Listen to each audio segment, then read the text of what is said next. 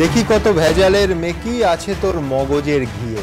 সুকুমার রায়ের এই ছড়ার মতোই ভেজাল ধরার অভিযান শুরু হয়েছে তৃণমূলে। অনিন্দ্য চট্টোপাধ্যায়ের পরে আর কে? এই প্রশ্নে তৃণমূলের মধ্যেই এখন কাঁপুনি।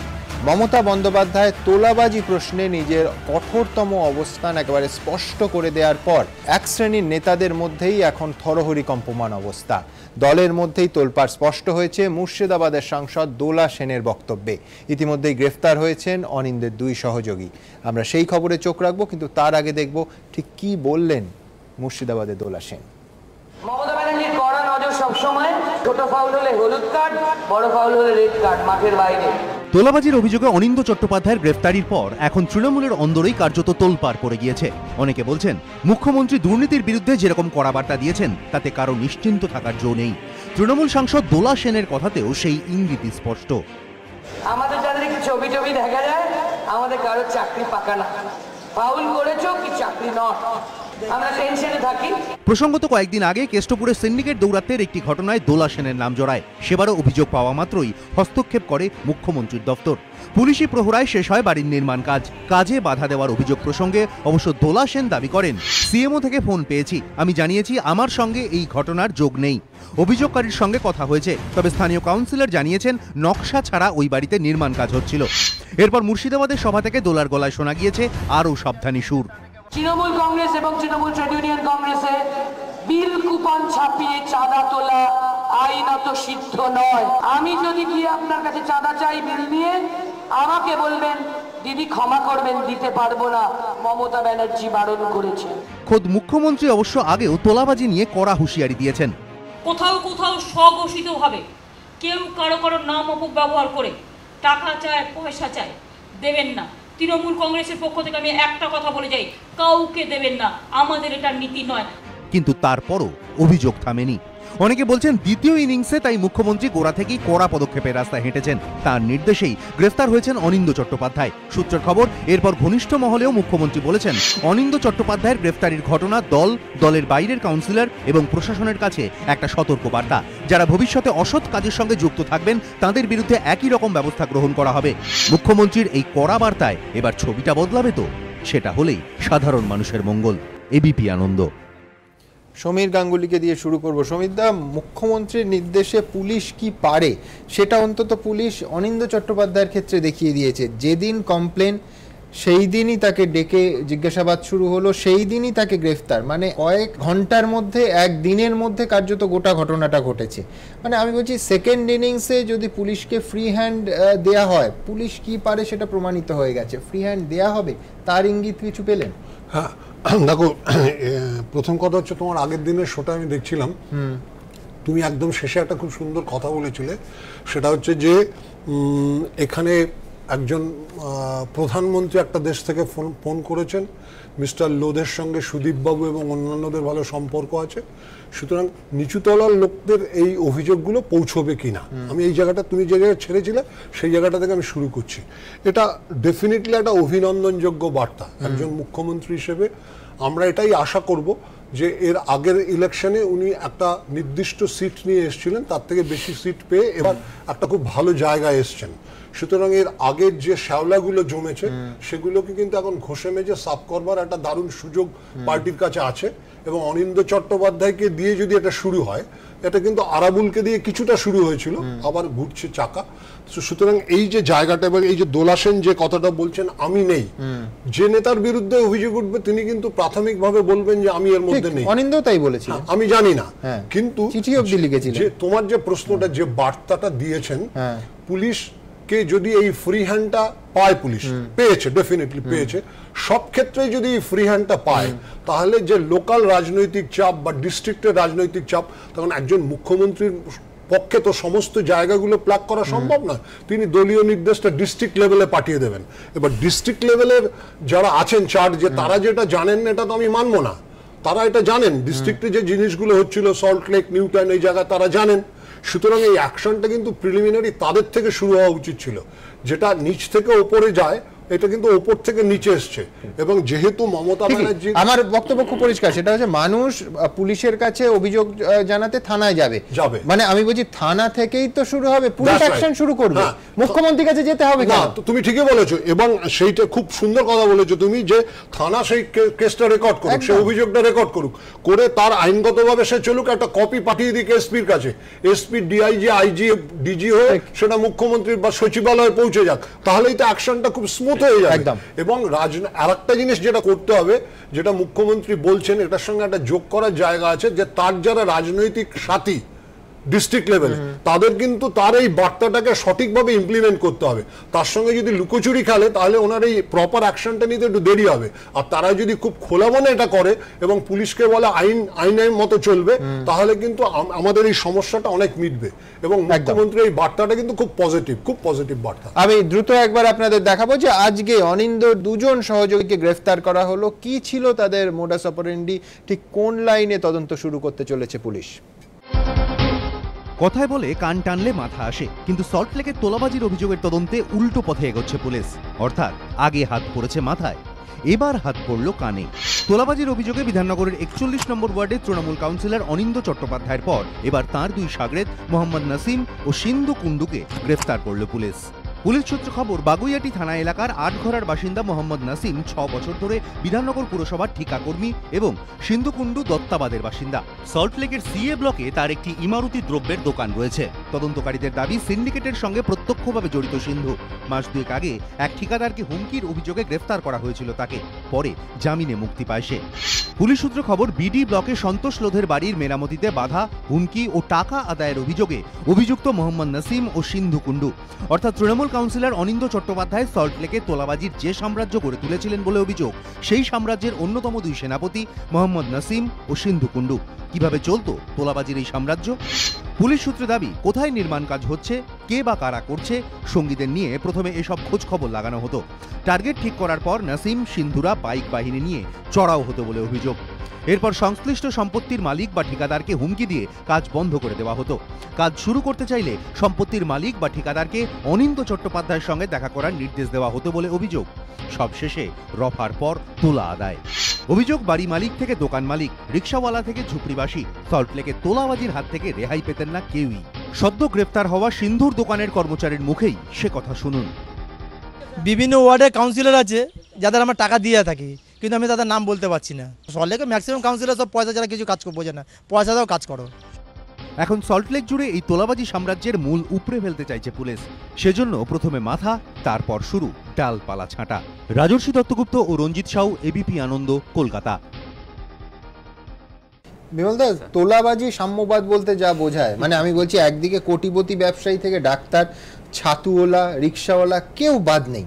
আমি বলছি যে সল্টলেকে একাধিক ওয়ার্ডে কালকে এবং আজকে আমাদের প্রতিনিধিরা ঘুরে দেখছেন যে কোনো বাড়ি মেরামতির কাজ থেকে শুরু করে যদি কেনা বেচা হয়, তাহলে তো অবধারিত অনেক কাউন্সিলরকে, শুধু অনিন্দ চট্টোপাধ্যায় একা নন, মানে অনিন্দদের টাকা ছাড়া কোনো কাজ হয় না কার্যত সল্টলেকে। এবং কলকাতার একাধিক ওয়ার্ডে প্রতিদিন রিক্সাওয়ালাদের 15 টাকা করে কাউন্সিলরের কাছে দিতে হয়।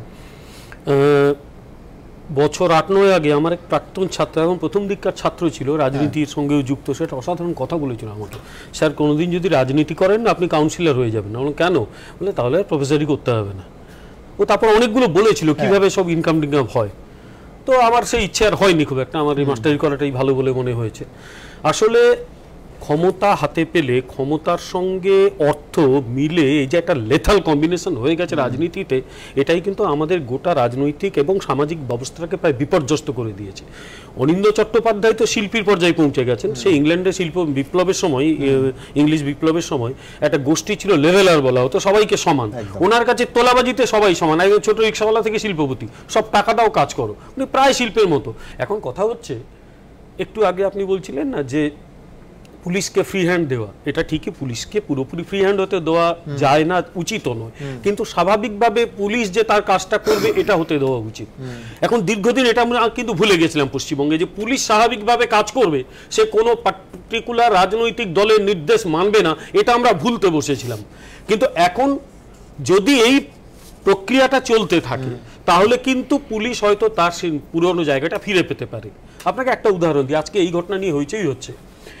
বেশ কিছুদিন পিছিয়ে যান, 73, 74, 75 ওই সময় কোনো একটা পার্টিকুলার সালে, আমার এই মুহূর্তে সালটা মনে নেই, সিদ্ধার্থ শঙ্কর রায় তখন পশ্চিমবঙ্গের মুখ্যমন্ত্রী, মেদিনীপুর জেলার দুজন অত্যন্ত গুরুত্বপূর্ণ কংগ্রেস নেতাকে তিনি অ্যারেস্ট করিয়েছিলেন, নাম আমি জানি বলবো না এই মুহূর্তে, দুর্নীতির অভিযোগে। আরেকটা ঘটনা, রানাঘাট কলেজে ছাত্র পরিষদের সঙ্গে এসএফআই এর বোমাবাজি হচ্ছে, স্থানীয় এমএলএ তিনি ঢুকে, ডেফিনেটলি যেটা করেন এমএলএরা, ছাত্র পরিষদের পাশে দাঁড়িয়েছিলেন, তখন নদিয়া জেলার ডিএম ছিলেন রানু ঘোষ, আমার স্মৃতি থেকে কথাগুলো বলছি, এবং নরেশ চাকির সঙ্গে তার কিছু কথা কাটাকাটি হয়, নরেশ চাকি তাকে কিছু খারাপ কথা বলেছিলেন, উনি সিদ্ধার্থ শঙ্কর রায়ের কাছে কমপ্লেন করেন যে আপনার একজন এমএলএ আমাকে এই কথা বলেছিলেন। সিদ্ধার্থ শঙ্কর রায় বলে ওকে অ্যারেস্ট করো অবিলম্বে অ্যারেস্ট করে জেলে পড়ো, তুমি কলেজে কেন গিয়েছিলে, কলেজটা তোমার যাওয়ার জায়গা। অর্থাৎ সিদ্ধার্থ শঙ্কর রায়ের আমলেও পুলিশকে কিছুটা ফ্রি হ্যান্ড কিন্তু দেওয়া ছিল, যদিও সব ছেড়ে দিয়েছিলেন বলতে পারবো না, পুলিশের উপর একদম রাজনীতি ছিল না বলতে পারবো না, কিন্তু পুলিশ অন্তত অভিযোগগুলো নিত, তদন্ত করত, আমরা তারপরে ভুলে গেছিলাম।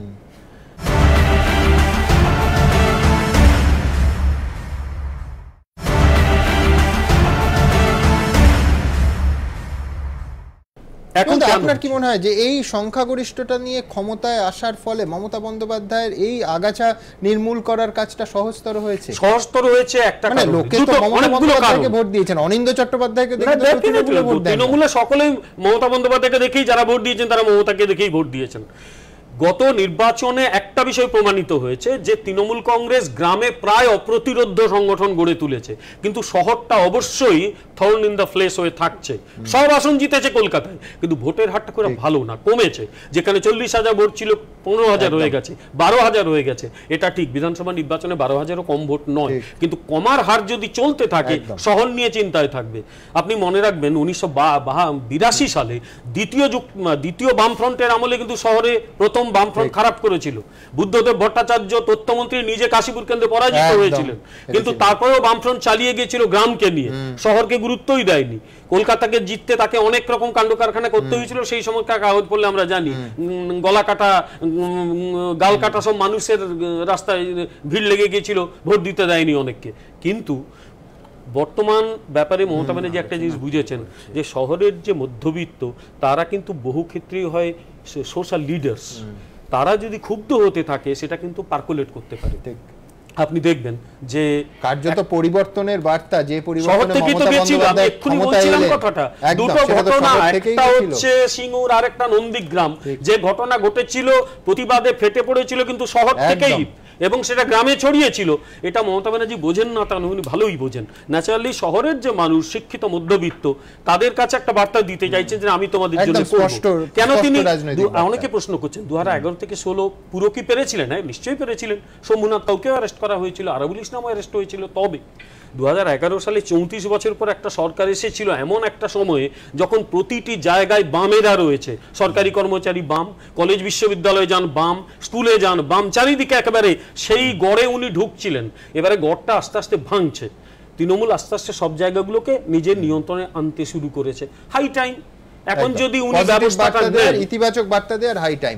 আমি দ্রুত একবার দেখাবো যেটা বলছিলাম, তোলাবাজির সাম্যবাদ কিভাবে চলতো। এই তোলাবাজি সাম্যবাদ, যে ব্যক্তি একেবারে রাস্তার ধারে বসে ছাতা সারাই করতেন কিংবা ফুল বিক্রি করতেন, তাদেরও ছাড়তেন না এই তোলাবাজ কাউন্সিলর অনিন্দ্য চট্টোপাধ্যায়। দেখুন তার কীর্তি।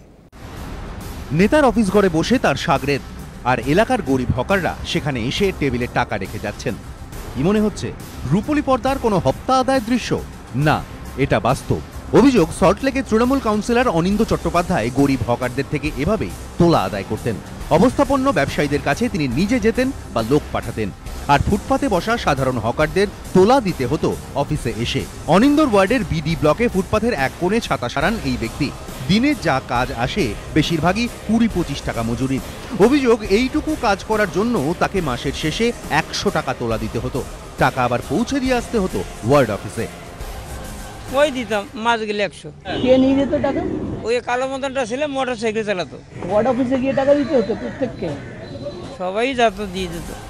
ওয়ার্ড অফিসে ঢু মেরে আমরা এক ব্যক্তির দেখা পেলাম, যদিও তিনি অবশ্য টাকা নেওয়ার কথা মানতে চাননি। আমি যতক্ষণ থাকতাম আমি কিন্তু হকারদের, হ্যাঁ 2-1 বার পার্টি সংক্রান্ত হয়তো কোনো কাজে মিটিং এসেছেন, কিন্তু আমি এরকম কিছু দেখিনি। টাকা দিতে আসতো কি? না, এটা আমার জানা নেই। I have never seen. BD মার্কেটের বাইরে ফুল বিক্রি করেন এই মহিলা। ডায়াবেটিস আছে, অসুস্থ শরীরেই কাজ করতে হয়, মাসিক আয় মেরে কেটে হাজার খানেক। অভিযোগ, তার কাছ থেকেও মাসের শেষে 100 টাকা তোলা আদায় করত অনিন্দর লোকজন। একটা ছেলেকে পাঠাতো বাইক নিয়ে, ও আজকে ধুমকি টুমকি দিত, টাকা নিয়ে যেত, না দিতে পারলে উল্টো পাল্টা বলতো, শাটার লক করে দেবো। ওকে টাকা কেন দিতে হবে? হ্যাঁ বলছে, ও দাদা বলেছে। কত টাকা দিতে? 100 টাকা। বিডি মার্কেটের বাইরে এই ছাতুওয়ালা রাস্তায় 5 ঘন্টা ঠায় দাঁড়িয়ে ছাতুর শরবত বিক্রি করেন। অভিযোগ, তোলা শিকারীদের হাত থেকে রেহাই ছিল না তারও। এইটুকু কাজের ছাড়পত্র পেতেও মাসে মাসে 100 টাকা করে দিতে হতো বলে অভিযোগ। এইখানে বসার জন্য বা এই বিক্রি করার জন্য টাকা দিতে হয়? হ্যাঁ, 100 টাকা মাসে দিতে হয়। কাকে দিতে হয়? ওনাদের লোককে দিতে হয়। কাজের লোক? কাউন্সিলর আছে ওনাদের। টাকার এই অঙ্কগুলো শুনে অনেকেরই মনে হতে পারে, এইটুকু টাকা কি কেউ তোলা নিতে পারে? স্থানীয়দের দাবি, অনিন্দর হিসেব ছিল পরিষ্কার। তিনি জানতেন এক একজনের থেকে নেওয়া টাকার অঙ্কটা কম হতে পারে, কিন্তু সব মিলিয়ে অঙ্কটা মোটেও কম নয়। অনিন্দ চট্টোপাধ্যায়ের ওয়ার্ডে 3টি বড় মার্কেট রয়েছে, বিডি মার্কেট, এবিএসি মার্কেট এবং এএ মার্কেট। সব মিলিয়ে এসব বাজারে এবং বাজারের বাইরে হকারের সংখ্যা অন্তত 400, অর্থাৎ সবার থেকে 100 টাকা করে নিলেও সব মিলিয়ে অঙ্কটা দাঁড়ায় 40,000। সূত্রের খবর, অনিন্দ চট্টোপাধ্যায়ের নিজের বাহিনী ছিল, যারা রাস্তায় রাস্তায় ঘুরে বেড়াতো, খোঁজ নিত কোথায় কে দোকান চালাচ্ছে, রাস্তার ধারে কে কি কাজ করছে। নতুন মুখ চোখে পড়া মাত্র নাম উঠে যেত তোলার খাতায়। প্রকাশ সিনহা, এবিপি আনন্দ। শতরূপ, তুমি এটা বলতেই পারো যে এক অনিন্দ ঢুকেছেন, কিন্তু বহু অনিন্দ বাইরে আছেন, তারা সমহিমায় আছেন, কিন্তু কড়া পদক্ষেপ এটা তো মানবে। মানে আমি বলছি, তোমরা বিরোধীরা কেউ অনিন্দ চট্টোপাধ্যায়ের বিরুদ্ধে রাস্তায় নেমে আন্দোলন করছিলেন না, বা আমি বলছি সিপিএম সিন্ডিকেটরা তোলাবাজির বিরুদ্ধে এই মুহূর্তে আন্দোলনের ডাক দিয়েছে, নির্বাচনের পরে পরিস্থিতিটা এরকম নয়, সে সত্ত্বেও একটা কড়া পদক্ষেপ হয়েছে। দেখো, গত 5 বছর ধরে এই যে তৃণমূল কংগ্রেসের নির্বাচিত জনপ্রতিনিধি যারা ওদের এমনি কর্মী আছেন তারা তো বটেই, নির্বাচিত জনপ্রতিনিধিরা সরাসরি তোলাবাজি করছেন, ইমারতি ব্যবসার মাধ্যমে মানুষকে লুট করছেন, এ কথা তো গত 5 বছর ধরে আমরা সবাই বলে এসেছি, আমরা বলেছি, সমস্ত বিরোধী দল বলেছেন। দেখো, সমস্যাটা অন্য জায়গায়। যখনই আমরা এই কথাগুলো গত 5 বছর ধরে বলেছি, আমাদেরকে বলা হয়েছে যে আমরা 34 বছর আপনারা সরকার চালিয়েছেন, এখন আমরা এসেছি, কাজ করছি, আপনারা আমাদেরকে জোর করে বদনাম করছেন। আর একটা কথা বলা হয়েছে যার মধ্যে কিছু সত্যতা আছে, যে সিন্ডিকেট রাজ এবং এই ধরনের আমাদের সময় আমদানি হয়েছিল, বেশ সব হলো। কিন্তু এবার সুভাষ চক্রবর্তী পাবলিকলি কিন্তু সাপোর্ট করেছে যে কখনোই এই বিষয়গুলোকে আটকানোর জন্য কোনো ব্যবস্থা নেওয়া হয়নি।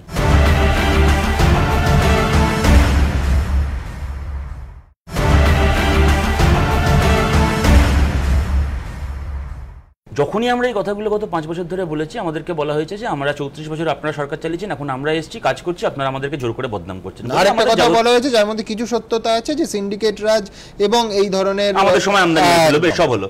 কিন্তু এবার সুভাষ চক্রবর্তী পাবলিকলি কিন্তু সাপোর্ট করেছে যে কখনোই এই বিষয়গুলোকে আটকানোর জন্য কোনো ব্যবস্থা নেওয়া হয়নি।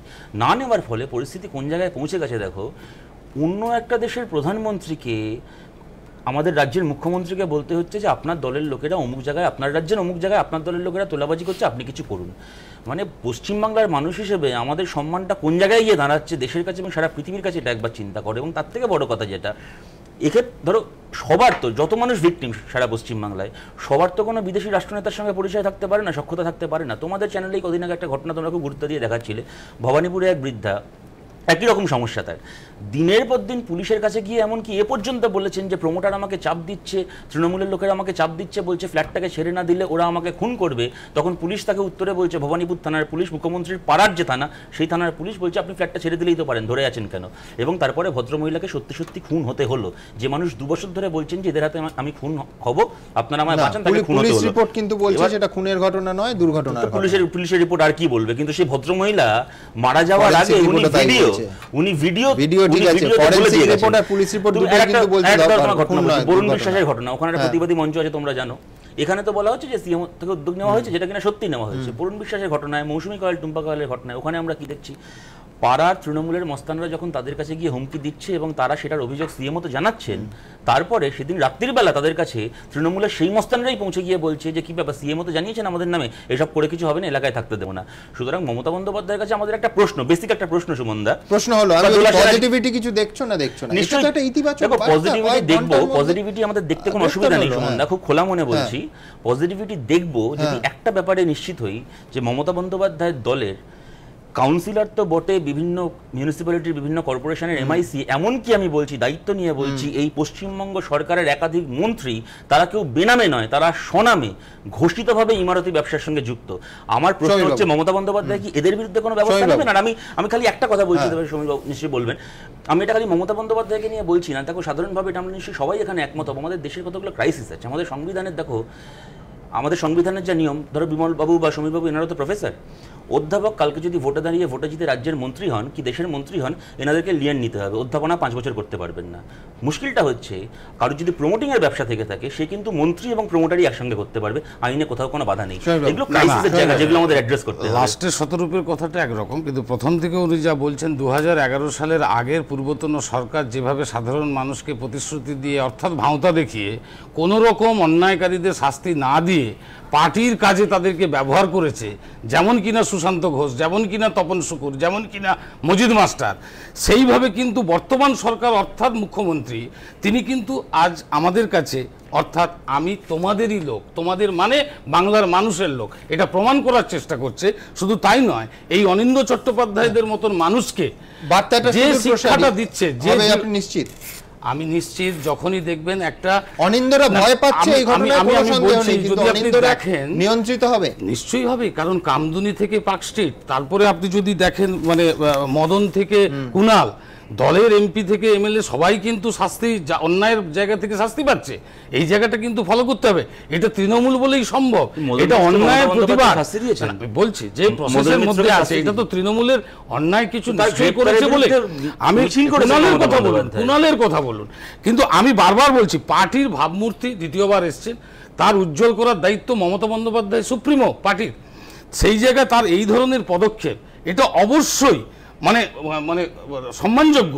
এবং রাজ্যের মুখ্যমন্ত্রী রাজ্যবাসীকে যে নতুন দিনের আলো দেখানোর জন্য কন্টিনিউ চেষ্টা করছেন, আপনি যদি গতবারেও দেখেন যে প্রায় 111-এর উপরে প্রশাসনিক বৈঠক করেছে, ভারতবর্ষের ইতিহাসে কোনো মুখ্যমন্ত্রী এই ধরনের প্রশাসনিক বৈঠক করে একটা রাজ্যের মূল জায়গাকে গোটা রাজ্যে ছড়িয়ে ফেলেছে। আপনি কি এই ব্যাপারে আমার সঙ্গে একমত? এই জায়গা আপনি কি এই প্রশ্নে আমার সঙ্গে একমত? আমি বলছি যে বাড়ির ফার্নিচার কিনতে গেলে সিন্ডিকেটের মাধ্যমে নিশ্চয়ই আপনি ঠিকই হচ্ছেন, আমি আবারও নিশ্চয়ই কমবে। কেন কমবে? কেন কমবে তার একটাই কারণ যে তোলা মানে সিন্ডিকেট একটা কিন্তু ইমারতি ব্যবসা, অনেক গরিব মানুষ যুক্ত থাকে। আমি বলছি রাজ্যের যে মন্ত্রীরা এই ব্যবসার সঙ্গে যুক্ত, বলছি শুনুন, রাজ্যের যে মন্ত্রীদের ইমারতি ব্যবসা আছে সবাই জানি, সূচনা শুরু হয়েছে আপনাদের কাছে বিরোধী তো লিস্ট দিন, নাম দিন, নিশ্চয়ই মমতা বন্দ্যোপাধ্যায় স্টেপ দেখুন, এটা তাদের কোনো বেআইনি ব্যবসা নয়, তাদের ঘোষিত যারা কনস্ট্রাকশন কোম্পানির মালিক, যারা তোলাবাজির সাথে যুক্ত থাকবে সিন্ডিকেটের সভা রাখা উচিত নয় বলে আপনিও মনে করেন। চট্টোপাধ্যায়কে দিয়ে শুরু হলো, কে বলেছে? আজকে আইপিএস অফিসার মির্জার মতন লোককে ম্যারাথন দৌড় আপনারা দেখাচ্ছিলেন, ম্যারাথন জেরা করছে, অর্থাৎ প্রশাসনও ভয়ে আছে। একটা ইনসিডেন্ট মানে দেখলে তার প্রতিকার করার চেষ্টা করছে। আপনি ধনঞ্জয়ের ফাঁসি যদি না হতো ওই ধরনের, আমি একটা কথা বলবো, সেটা হচ্ছে না, ইমারতি ব্যবসা কেউ যদি বৈধভাবে করেন তো অন্যায় কিছু না, অবৈধ কাজ করলে অন্যায়। সুতরাং কোনো মন্ত্রী আছে কিনা আমি জানি না, কেউ যদি বৈধভাবে ইমারতি ব্যবসা করেন আমার কোনো আপত্তি নেই, অবৈধ হলেই ব্যবসা অন্যায়। দুই, এখানেই শেষ করলে হবে না, দল থেকে এই লোকগুলোকে তাড়াতে হবে। লাস্ট হচ্ছে আরো অনেকগুলো জায়গা আছে, বিশেষত আমি আবার বলছি শতরূপ আছে, ওরাও আন্দোলন করেছে, এবার শিক্ষা জগতের দিকে তাকাতে হবে। কলেজগুলোতে ভর্তি এবার কিন্তু নিয়ন্ত্রণে আনবে। আমার বক্তব্য হচ্ছে এই যে লোকগুলোর আমরা ইন্টারভিউ নিয়েছি, পুলিশ যারা তদন্তকারী সংস্থা সাক্ষী হিসেবে কিন্তু এদের প্রডিউস করতে হবে এবং 161 স্টেটমেন্ট লিখে অন ওথ কিন্তু কোর্টে দিয়ে বলাতে হবে। তখন শুধু গ্রেপ্তার হলে কিন্তু সমস্যার সমাধান হবে না, শাস্তি হতে হবে। আমি এই কথা দিয়ে শেষ করব যে আমার খুব ভালো লাগলো যে শেষ নয়, এটাকে শুরু ভাবতেই আমরা চাই, এবং যে বার্তাটা একদিকে রাজনৈতিক নেতারা, অন্যদিকে প্রশাসনিক কর্তাদের কাছে খুব স্পষ্ট করে দেওয়া হয়েছে যে এই তোলাবাজ বিরোধী অভিযান কিন্তু এখানেই থামছে না, এটা চলবে। এই কথাটা, এই কঠোর অবস্থানে আমরা ভরসা রাখতে চাই। একটা ছোট্ট বিরতির সময় হয়ে গেছে, বিরতিতে যেতে যেতে দেখব যে শুধুমাত্র তোলাবাজিতে যে হাত পাকিয়েছিলেন অনিন্দ্য চট্টোপাধ্যায় তা নয়, তার বিরুদ্ধে প্রতারণার অভিযোগও ছিল। দেখুন, তার বিরুদ্ধে তোলাবাজির অভিযোগ ভুরি ভুরি। তবে তৃণমূল কাউন্সিলর অনিন্দ্য চট্টোপাধ্যায় নাকি শুধু তোলাবাজিতেই থেমেছিলেন না, প্রতারণাতেও তিনি রীতিমতো হাত পাকিয়েছিলেন বলে অভিযোগ, তাও আবার ঈশ্বরের নাম করে। দত্তপুকুরের কাসিমপুরের বাসিন্দা নির্মল ঘোষের থেকে তার 2.5 কাঠা একটি জমি কেনেন অনিন্দ। নির্মল ঘোষের দাবি, অনিন্দ বলেন তিনি স্বপ্নে এই জমিতে একটি মন্দির তৈরির নির্দেশ পেয়েছেন। উনি আমাকে বলে যে দাদা আমি একটা স্বপ্ন পেয়েছি, মন্দির করবো আপনার ওখানে, আপনি আমাকে একটা অল্প ছোট করে 2.5 কাঠা জায়গা দেন। আমি বললাম যে ঠিক আছে, 2.5 কাঠা জায়গা আপনি আমার ওখানে আছে। জমির মালিক নির্মল ঘোষের দাবি, অনিন্দ তাকে অর্ধেক টাকা দেন। এরপর মন্দির তৈরির নামে তিনি স্থানীয় বাসিন্দাদের থেকেও টাকা তুলতে শুরু করেন বলে অভিযোগ। মন্দির করবে বলে টাকা তুলেছিল, তারপর উনি একটা 2 কাঠা 2.5 কাঠা আবার জমি নিয়ে মন্দিরের প্রকল্প নিয়ে অনেক টাকা তোলে, তার ব্যানারটাও আছে। সবসময় ওনার ক্ষমতাটা উনি জাহির করার চেষ্টা, সবার ওপরেই চেষ্টা করেছে। জমির মালিকের দাবি, এরপর দিন পেরিয়ে যেতে থাকে, অনিন্দ টাকা দেওয়া নিয়ে কোনো কথাই বলতেন না। এর বেশ কিছুদিন পর ফোন করলে অনিন্দ বলেন তিনি হাসপাতালে ভর্তি। তিনি নাকি স্বপ্ন দেখেছেন ওই জমিতে মন্দির করলে তিনি অসুস্থ হয়ে পড়বেন, তাই জমির জন্য দেওয়া টাকা তিনি ফেরত চান। আমি ফোন করি, বলে দাদা আমি আইসিইউতে ভর্তি আছি, আমি খুব অসুস্থ, আর মন্দির তো ওখানে হবে না, মন্দির করলে আমাকে গুরুদেব বলেছেন যে আইসিইউতে ভর্তি থাকতে হবে, আপনি পারলে আমার টাকাটা ফেরত দেন। হঠাৎ এত টাকা ফেরত দিতে না পারায় অনিন্দ ওই জমির মালিককে বোমা মেরে খুনের হুমকি পর্যন্ত দেন বলে অভিযোগ। মাল মেশিনের গরম দেখাচ্ছে, হ্যাঁ ওখান থেকে ফোনে আমায় বলছে। আমি বললাম দেখুন আপনার কাছে আছে, আপনি ওসব নিয়ে ব্যবসা করেন, আপনার কাছে থাকতে পারেন, আমি এই সামান্য জমি নিয়ে মাল মেশিনে যেতে চাই। জমির মালিক নির্মল ঘোষের দাবি, শেষমেশ দীর্ঘদিন জটিলতার পর অনিন্দ হঠাৎ একদিন বলেন তিনি পুরো টাকাটাই দেবেন, কিন্তু জমিতে তিনি ফ্ল্যাট তৈরি করবেন। তারপরে উনি আমাকে বললো আমি এটাকে আর মন্দির করবো না, আমি একটা ফ্ল্যাট বানাবো। তারপরে যাক বাউন্ডারি ওয়াল ফল দেবে, ওই বাড়িটার থেকেই আমাকে ফিল্ডার্সের কথা বলে, আমি আমার পাড়ার ছেলেকে পরিচিতি করিয়ে দিই। প্রশ্ন উঠছে, ফ্ল্যাট তৈরির জন্য জমি পেতে সমস্যা হবে বলেই কি মন্দির তৈরির কথা বলে সহজে জমি কিনে নেন অনিন্দ? আবার সেই মন্দিরের কথা বলে স্থানীয়দের থেকে টাকাও তোলেন বলে অভিযোগ। তৃণমূল কাউন্সিলরের এই কীর্তি নিয়ে দলের উত্তর 24 পরগনার জেলা সভাপতি জ্যোতিপ্রিয় মল্লিকের সঙ্গে যোগাযোগ করা হলে তিনি বলেন, এরকম কোনো খবর পাইনি, আমডাঙ্গার বিধায়ককে খোঁজ নিতে বলছি। সমীরণ পাল, এবিপি আনন্দ, উত্তর 24 পরগনা।